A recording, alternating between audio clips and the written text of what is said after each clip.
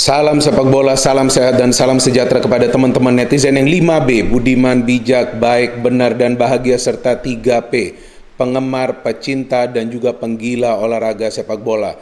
Di video kali ini saya ingin membahas dua pertandingan penting dari lanjutan pertandingan-pertandingan di UEFA Champions League, yakni yang pertama Shakhtar Donetsk versus Real Madrid, yang kedua nanti yakni Liverpool versus Ajax Amsterdam.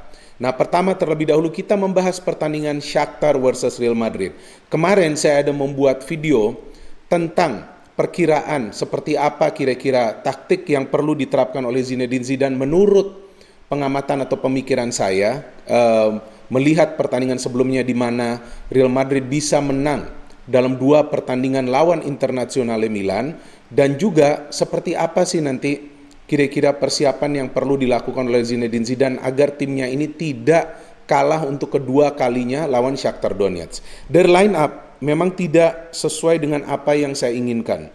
Ya, karena di sini justru saya tidak melihat ada Casemiro yang bermain. Ya, mungkin juga Casemiro dianggap belum fit atau mungkin juga ia disimpan karena memang yang saya perhatikan bahwa Casemiro jika di game ini mendapatkan kartu kuning maka ia akan absen di game selanjutnya. Bisa jadi karena itu ia tidak dimainkan sama sekali di game ini, apalagi mungkin sudah diantisipasi oleh Zidane ya bahwa memang ini adalah pertandingan di mana para pemain Madrid bisa saja kesulitan untuk menahan counter attack dari para pemain Shakhtar Donetsk yang memang lebih banyak mengandalkan teknik dan juga gerakan-gerakan individual ditambah juga dengan short game passing. Karena memang begitu banyak pemain asal Brazil yang berada di skuad Shakhtar Donetsk. Oke, dari line up teman-teman sudah tahu siapa yang diturunkan, tapi saya ingin menyoroti saja satu pemain di sini yang diturunkan di line up Real Madrid dari awal, yakni Rodrigo. Ya, Rodrigo ini kan kita tahu di dua game sebelumnya tampil sebagai super sub. Ia masuk sebagai pemain pengganti di first game lawan Inter Milan. Ia bisa mencetak gol kemenangan. Ia masuk sebagai pemain pengganti di second game lawan Inter Milan. Ia bisa mencetak gol kemenangan. Tapi di game lawan Shakhtar Donetsk ini pada saat ia masuk sebagai starter terlihat ia sulit untuk memberikan crossing yang diperlukan oleh Benzema atau juga oleh Asensio atau juga oleh Odegaard atau pemain lain yang berada di dalam kotak penalti pertahanan Shakhtar untuk bisa menciptakan peluang yang tentu diharapkan bisa dikonversikan menjadi sebuah gol. Dan dari Shakhtar Donetsk saya lihat ini pelatih Luis Castro berani juga nih menurunkan penjaga gawang muda ya, Trubin, yang juga tampil luar biasa di first game ketika bermain di Madrid. Penjaga gawang berusia 19 tahun yang menggeser penjaga gawang senior yang sudah 14 musim membela Shakhtar Donetsk yaitu Piatov yang sebelumnya bermain lawan Borussia Mönchengladbach di mana Shakhtar kalah dengan skor 4-0. Flow of the game ya, ini yang saya agak bingung. Zidane menerapkan taktik frontal attacking lawan tim yang kita tahu lihai, pintar dan juga cerdas dalam menyusun serangan balik.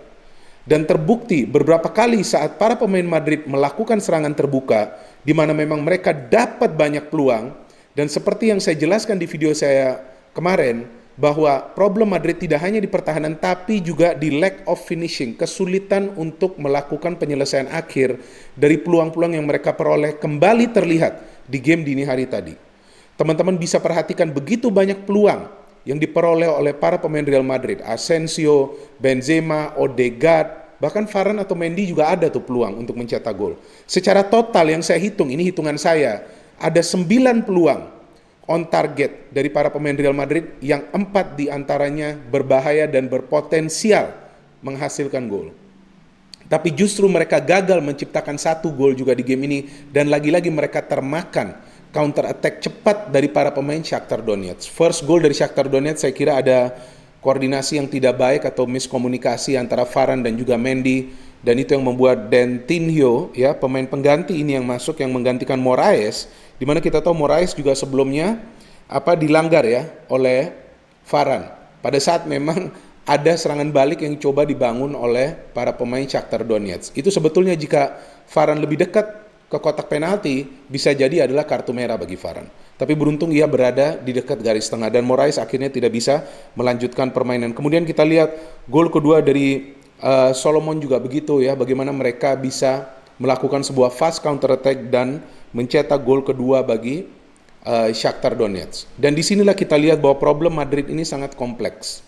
Yang pertama bahwa Zidane selalu kesulitan untuk menurunkan pemain-pemain yang fit. Kita tahu di game ini cukup banyak pemain yang absen. Ramos, Carvajal, ya kan? Siapa lagi nih yang tidak bermain? Ramos, Carvajal. Dan kita lihat bahwa Casemiro memang tidak dimainkan dari awal. Jadi disinilah kita melihat bahwa kesulitan tanpa pemain-pemain fit di kubu Real Madrid yang membuat mereka tidak bisa menampilkan permainan yang stabil selama 90 menit. Valverde juga tidak bisa bermain di game ini. Kalau Hazard saya sudah tidak hitung lagi. Ya, saya tidak bercanda karena pemain ini terus-menerus cedera. Jadi ketika Zinedine Zidane tidak memiliki fully fit players dalam setiap pertandingan, maka sulit bagi taktik yang diterapkan oleh Zidane ini bisa secara konsisten diikuti oleh para pemain di atas lapangan. Karena kan yang bermain ini berbeda-beda terus pemainnya. Lain halnya jika Zidane melakukan rotasi. Pada saat Zidane melakukan rotasi ya jelas itu akan mengganggu kestabilan dalam permainan. Tapi di sini kan terpaksa ia harus menggantikan beberapa pemain di posisi starter. Dan kedua juga, di mana saya berharap justru Real Madrid akan lebih banyak atau lebih sering ya memberikan passing di antara para pemain mereka dan menyulitkan para pemain Shakhtar untuk menguasai bola. Justru Madrid tampil all out attacking dan pada saat mereka kehilangan bola terlihat beberapa kali para pemain Shakhtar mencoba untuk menyusun sebuah counter attack yang mengkhawatirkan lini pertahanan dari Real Madrid. Jadi itu yang membuat Real Madrid cukup kewalahan di game ini. Tapi Real Madrid kita tahu belum out karena Internazionale Milan bisa menang lawan Borussia Mönchengladbach, berarti di klasmen sementara nomor 1 Mönchengladbach angka nilai 9 ya poin 8, Shakhtar Donetsk poin 7, Real Madrid poin 7, Internazionale Milan poin 5. So it's all to play for in the last game. Jika Real Madrid menang maka mereka akan lolos ya, mereka akan bertanding lawan Borussia Mönchengladbach. Jika Internazionale menang, berarti mereka akan lolos. Mereka lawan Shakhtar Donetsk di game terakhir. Jadi ini yang akan membuat pertarungan final game di grup B ini sangat-sangat seru. Dan bagaimana dengan nasib Zidane? Bagaimana dengan posisi Zidane? Saya kira jika Real Madrid tidak lolos dari fase grup Liga Champions, maka kemungkinan besar Florentino Perez akan memberhentikan Zinedine Zidane atau mungkin Zidane mengundurkan diri, walaupun untuk saat ini Zidane sudah menyatakan bahwa ia tidak berniat mengundurkan diri dan ia akan fight back di game terakhir UEFA Champions League dan juga di game sebelum game terakhir UEFA Champions League yakni lawan Sevilla dan nantinya di Madrid Derby. So the pressure is on Zidane, the pressure is on the whole Real Madrid squad. Jadi para pemain pun sekarang akan dilihat bagaimana kemampuan mereka untuk bisa perform under real pressure. Ini pressure yang benar-benar berat bagi para pemain Real Madrid dan tentunya terutama bagi Zinedine Zidane. Alright, sekarang saya ingin membahas tentang pertandingan Liverpool versus Ajax yang dimenangkan Liverpool dengan skor 1-0. Seperti di pertemuan pertama Liverpool juga bisa menang dengan skor 0-1. Seperti juga di pertemuan pertama Liverpool bermain biasa-biasa saja di game ini. Ada sebuah perjudian besar yang dilakukan oleh Jurgen Klopp memilih penjaga gawang Kelleher dibandingkan Adrian karena memang Alisson Becker tidak bisa bermain. Tetapi perjudian itu berdampak positif karena Kelleher melakukan beberapa penyelamatan krusial menyelamatkan gawangnya agar tidak kemasukan gol. Secara permainan jelas terlihat Ajax bermain lebih rapi dalam menyusun serangan. Ajax lebih banyak menciptakan peluang-peluang yang berbahaya, yang berpotensial terjadinya gol. Dan kita lihat dari line up memang Klopp tidak banyak pilihan karena memang banyak pemain yang cedera. Selain tadi Kelleher, Neco Williams, Matip dan Fabinho di defense, Andrew Robertson beruntung ya, Robertson ini perlu bermain, Curtis Jones, Jordan Henderson, Wijnaldum. Ya, kemudian kita tahu di depan teman-teman sudah tahulah Jota, Salah dan juga Mane. Dari Ajax saya kira yang menarik di sini adalah Dusan Tadic yang pernah bermain di English Premier League. Kemudian ada juga Edison Alvarez, ada Davy Klaassen, kita kenal pemain ini, Tagliafico, Daley Blind yang juga pernah bermain di English Premier League, dan penjaga gawang Onana ini juga penjaga gawang yang inti ya dari Ajax. Bagaimana jalannya pertandingan? Ajax membangun serangan secara rapi. Permainan short ball passing dari kaki ke kaki dengan jarak antar pemain yang dekat. Tapi para pemain Ajax ini mungkin mendapatkan instruksi ya dari pelatih Erik ten Hag bahwa menyeranglah ya dari kedua sektor fullback, terutama dari sektor fullback sebelah kanan yang ditempati oleh Neco Williams, yang kita tahu Neco Williams tidak bermain baik lawan Brighton. Tapi di game ini kita tahu memang karena James Milner tidak bisa bermain, tidak bisa diturunkan karena cedera, maka mau tidak mau bahwa Neco Williams yang diturunkan oleh Jurgen Klopp. Dan ternyata beberapa crossing mereka lepaskan dari posisi Williams yang menciptakan beberapa peluang berbahaya, terutama bagi Davy Klaassen yang saya melihat ada 2 on target tapi 2 lagi off target jika saya tidak salah. Dan Klaassen saya kira seharusnya bisa mencetaklah salah satu gol tersebut ya, bukan shot ya, ternyata heading. Nah, jadi saya kira bisa saja Klaassen itu mengkonversikan peluang tersebut menjadi gol, tapi ia gagal 3 kali saya kira yang berbahaya. Jadi di sanalah saya kira bahwa kemampuan bertahan para pemain Liverpool ini masih diragukan saat mereka tidak full team. Tidak ada Joe Gomez, tidak ada Van Dijk. Fabinho was good in this game. So many interceptions, banyak tackling-tackling keras yang ia lakukan, beberapa block shot yang ia lakukan, tapi Matip ya, ini selalu out of position. Karena beberapa kali justru saya melihat Neco Williams atau Curtis Jones yang coba recover bola di lini pertahanan. Tapi yang mengagumkan dari Liverpool bahwa energi para pemain tetap terjaga. Ya, ini mereka tidak terlihat kelelahan menjelang 10 menit atau 15 menit berakhirnya pertandingan seperti yang saya perhatikan di game lawan Brighton and Hove Albion. Jadi secara energi Liverpool tetap konsisten, tetap stabil.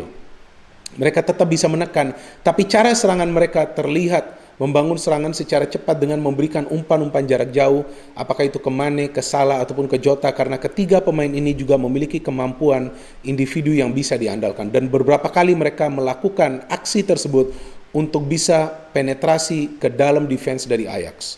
Tapi sulit juga ketika para pemain Ajax ini menerapkan posisi bertahan yang cukup dalam. Ini menyulitkan juga para pemain Liverpool untuk mencari celah di lini pertahanan Ajax, walaupun beberapa kali mereka coba untuk mengeksploitasi pertahanan dari Ajax dengan memancing para pemain untuk keluar dari posisi mereka. Akhirnya sebuah gol dari Liverpool yang saya juga tidak duga. Ya, ada sebuah miskalkulasi atau perhitungan yang tidak tepat dari penjaga gawang Onana. Ia maju, ya sepertinya ia mengira mungkin bola tersebut akan keluar dan tidak ada pemain Liverpool.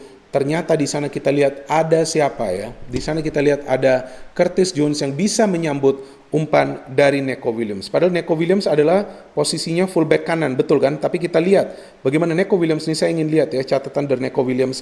Kita lihat bagaimana Neco Williams bisa memberikan umpan dengan kaki kirinya dan Curtis Jones menyambut umpan tersebut dengan melakukan sundulan ya yang berhasil merubah skor menjadi keunggulan bagi Liverpool. Setelah itu kita melihat bahwa Liverpool lebih banyak bertahan dan mengandalkan umpan-umpan jarak jauh untuk mencoba mencetak gol kedua.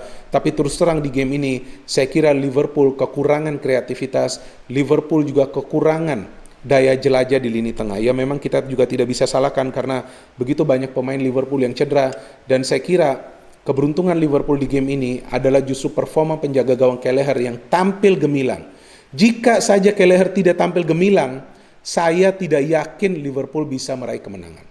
Jadi Jurgen Klopp lagi-lagi melakukan perjudian, tapi perjudian yang tepat, ya, yang mampu mengantar timnya meraih sebuah kemenangan yang krusial. Karena dengan kemenangan ini Liverpool dipastikan lolos dari fase grup Liga Champions, dan kita tunggu lagi perjuangan Liverpool di game-game selanjutnya tanpa pemain-pemain inti mereka. Ya, dan sejauh ini Jurgen Klopp beberapa kali melakukan keputusan-keputusan yang tepat, walaupun ada juga keputusan yang tidak tepat di mana Liverpool bisa kalah. Contohnya di mana ia menurunkan line of defense yang kurang pengalaman dan jarang bermain bersamaan lawan Atlanta sehingga Liverpool kalah dengan skor 0-2. Tapi tetap saja kita perlu menghargai dan mengapresiasi Jurgen Klopp yang tidak ragu-ragu untuk melakukan perubahan karena memang itu diperlukan. Dan pelatih pun perlu berani untuk melakukan keputusan-keputusan yang krusial yang juga seperti perjudian. Ya, jika memang tidak berhasil tentu nanti akan ia revisi di game selanjutnya. Terima kasih bagi teman-teman yang telah menonton dan mendengarkan analisa saya di video ini. No hate, only football. Salam sepak bola.